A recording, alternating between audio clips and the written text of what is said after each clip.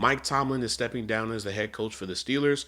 I know this is a joyous time for a lot of people, but I feel like in this moment we need to peel back the layers on why this is happening now. And we need to talk about potential head coach candidates, what's going to happen moving forward, what I think they need to do, and how is this going to affect the players moving forward, okay? All of this and more on this breaking news episode of the Football Junkies podcast. I'm not going to do no intro, not going to do no outro. We're just going to get into it, okay? So here's the statement from Steelers president Art Rooney II, and I quote, "During our meeting today, Coach Tomlin informed me that he has decided to step down as our head coach. Obviously, I am extremely grateful to Mike for all the hard work, dedication, and success we have shared over the last 19 years.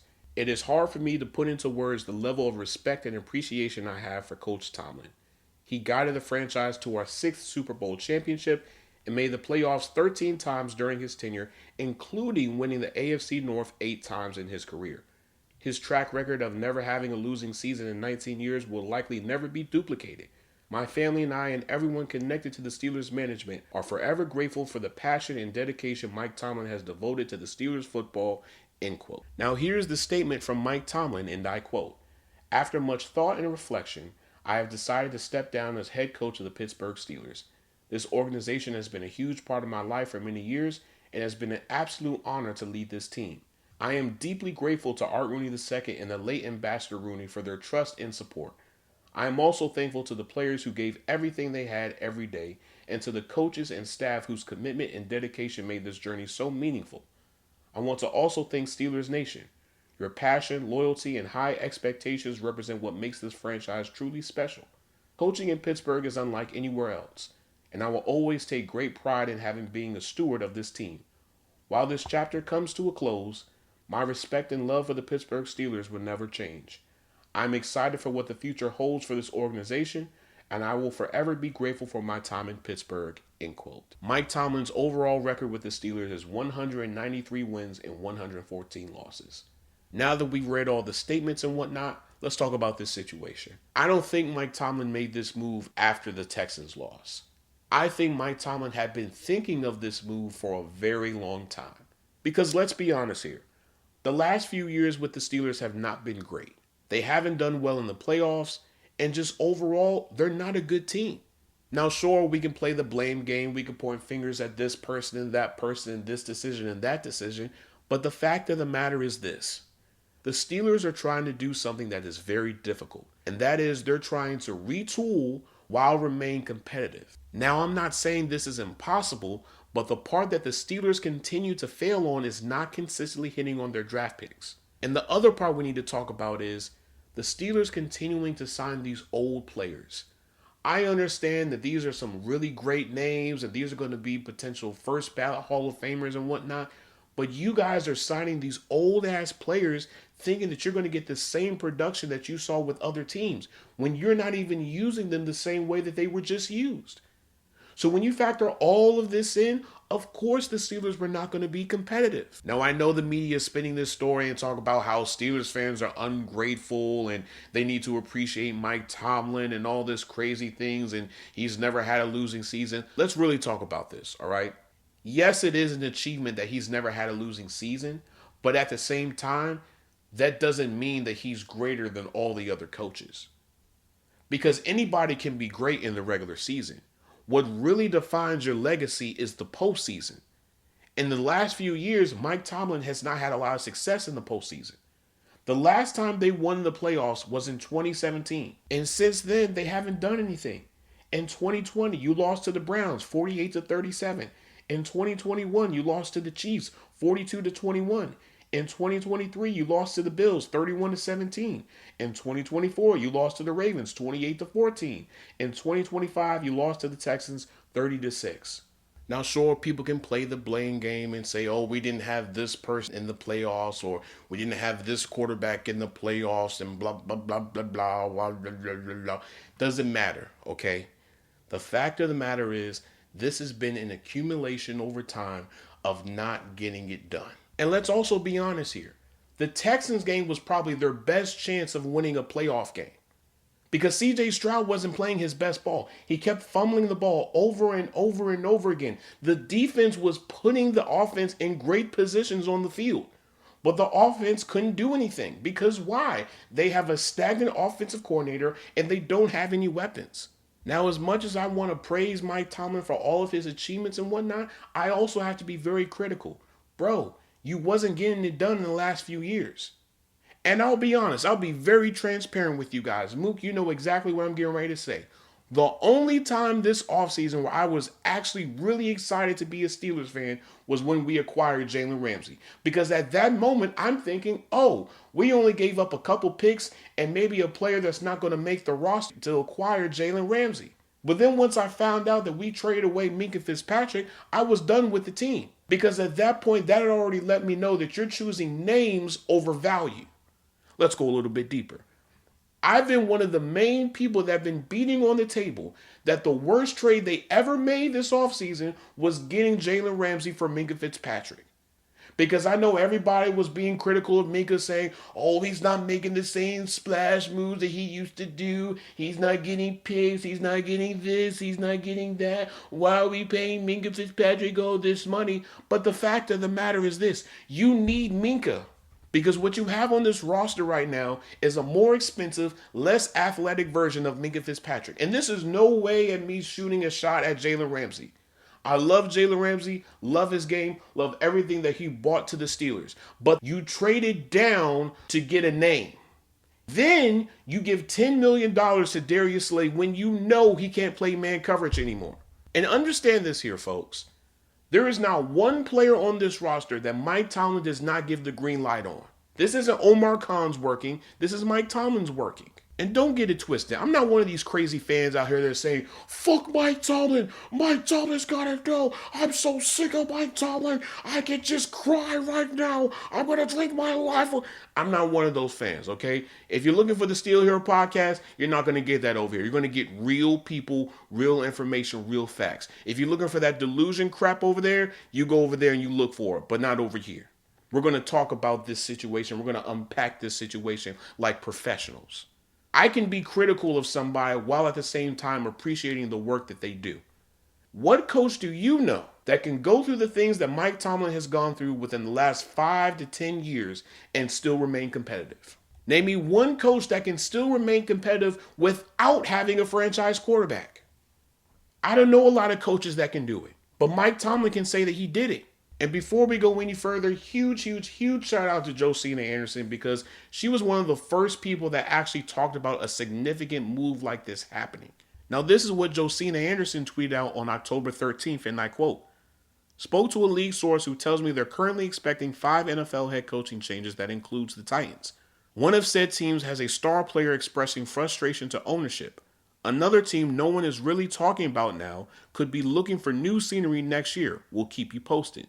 Some top personnel changes already simmering, as well as on a couple of teams minimum, one in each conference, end quote. And since we're giving out shout outs, we also have to mention Albert Breer because he was the one that made the connection of Chris Shula possibly being the next head coach for the Steelers. So this move was already in play a long time ago. It's just now it's finally come to fruition. Now, with that being said, I know a lot of people are overhyping the Steelers job. Everyone's saying, oh, it's the most coveted job in all of the league, and it's the greatest job of all. You got to go to the Steelers if you're a head coach, blah, blah, blah, blah, blah, yada. Yes and no. Let me explain why. So for starters, the Steelers don't have a franchise quarterback. And it also doesn't help that you're approaching a draft class that doesn't have a lot of quarterback prospects. And the only 2 prospects that everybody's going to be clamoring over are going to be drafted high up in the draft. So there's no point in you giving up a boatload of picks to try to get Fernando Mendoza or Ty Simpson. Just build out the rest of your team and go for it in 27. Now the cap space, that's not really a problem, honestly. They can work around. They can, make some restructures, cut some people, trade some people. That's not a problem, right? But when we really look at the situation in itself, we also have to factor in that parts of this defense is getting old. So with that being said, the Steelers have a lot of decisions that they're going to have to make this offseason. And some of them are going to be very uncomfortable, but they're going to have to be made. Do you let Cam Hayward hit free agency? Do you entertain possibly trading away TJ Watt? Do you try to get younger on the defense and try to allocate more money on the offense? These are the conversations that need to happen now so that they can get an understanding on how they want to approach this thing. Because for all intents and purposes, they may still bring in a defensive coach. Or they may bring in an offensive head coach. Who knows? And whoever the next head coach is, they need to expand this coaching staff. Because right now, having this small coaching staff doesn't benefit anybody. A lot of times, the reason why the Steelers lost certain games was because they were out schemed. It wasn't because of players. It wasn't because they scored more points or made more plays. It was schematics. The few times that Mike Tomlin has faced the Colts, what has happened? He's always been out schemed. Whenever he faces some of the top teams in the league, what happens? He gets out schemed. That's a problem. And the crazy thing is, coaches don't count against the salary cap. Now I understand that Art Rooney isn't a Jerry Jones or a Shad Khan or a Kroenke or all those other owners that have multiple streams of incomes. But at the same time, when you look at some of the best teams in the league, they have a decent sized coaching staff. Now I'm not saying you need to have the biggest coaching staff in the entire league, but you need to make those investments because what continues to happen year after year after year when you face these great teams? You get outcoached in every single form, on offense, on defense, on special teams, and everything in between. And you wonder why certain players aren't playing to the best of their abilities because a lot of times they may be in the wrong situation or they could be used in the wrong way. We've seen multiple times how Mike Tomlin has tried to fit square pegs into circle pegs thinking that it's going to work and it doesn't. Perfect example, Kevin Dotson. Kevin Dotson said, I don't play this position. My natural position is this position. They traded him away to the Rams and now he's one of the best guards in the league. Now, one of the benefits of the Steelers' job is you're going to be given a chance. They're going to let this thing play out, but if they see that you're not making a lot of progress and you're starting to lose the locker room and fans, then they're going to make a move. And we also have to mention that Art Rooney is a patient owner. He's not somebody that listens to the fans or listens to the media or this person or that person. He moves to the beat of his own drum. Although I don't think the Steelers' job is the best job, I do believe that there's some pros and cons with it. And I think if you're somebody that values stability from the top all the way down, I think this is the perfect place for you. Because let's be honest here, everybody knows this. The Steelers don't fire their coaches. They just let their contracts play out. Now we all know they fired Matt Canada, but I mean that was bad. That was really bad. That was really bad. But outside of that, they usually give their coaches a chance. Now, with that being said, let's talk about some candidates. So the first few people that come to mind are Chris Shula, Brian Flores, Jesse Minter, Robert Saleh. Now, I'll be honest here. I feel like the defensive candidates are better than the offensive candidates this cycle. And the reason why I say that is because Jesse Minter is proven. Brian Flores is proven. Chris Shula is proven. Clint Kubiak, to me, and this is my personal opinion, is not proven. And the reason why I say that is because Clint Kubiak is just having one good year. Anybody can have one good year. We see that in free agency all the time. One player that nobody is talking about, that a lot of people have just shrugged off, has one amazing year, and next thing you know, they're resetting their positional market. I don't want that. What I want is consistency, and he doesn't have consistency. Because if we can be honest here, you can't just talk about his tenure with the Seahawks and not mention his tenure with the Saints. It doesn't go like that. I think the best thing for him is to stay as an offensive coordinator, continue to build up his reputation, continue to develop some players, then go for a head coaching job. Now, I think Brian Flores is a good option as well because he has familiarity with the organization and players. He's very creative with his blitz schemes and whatnot.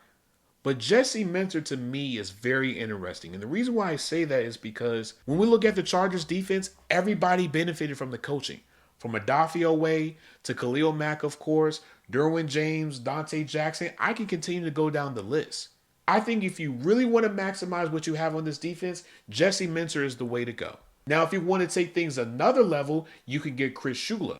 And the reason why I mentioned Chris Shula is because, for starters, he's the grandson of Don Shula, which we all know the Steelers love legacy and whatnot. If you get him, you could also get the pass game specialist and make him the offensive coordinator. So you kill two birds with one stone.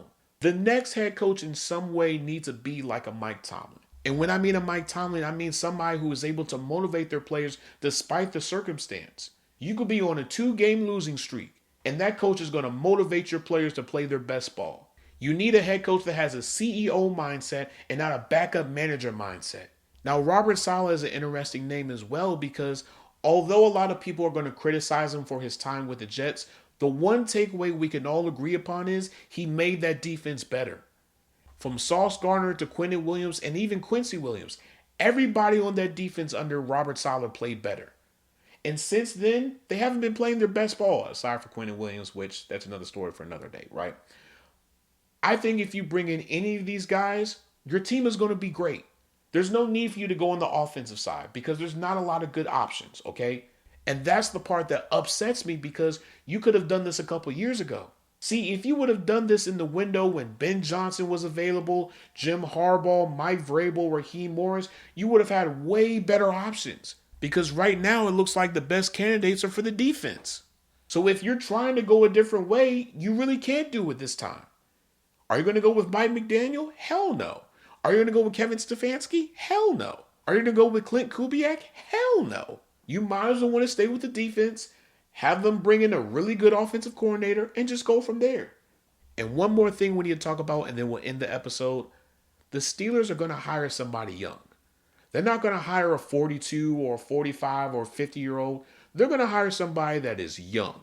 My guess is Chris Shula, Jesse Minter, Brian Flores, maybe Robert Saleh comes to mind because those are some of the youngest candidates right now.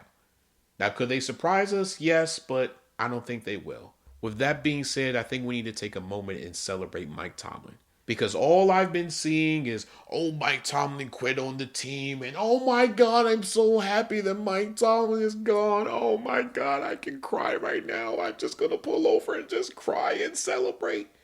But we need to give his flowers. Because I don't know a lot of coaches that can do the things that he's been able to do in the past few years. So Coach Tomlin, thank you.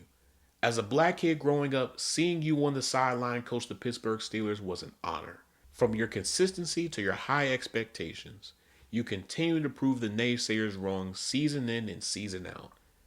From your crazy wordisms to your swag to the way that you carried yourself each and every season. Thank you.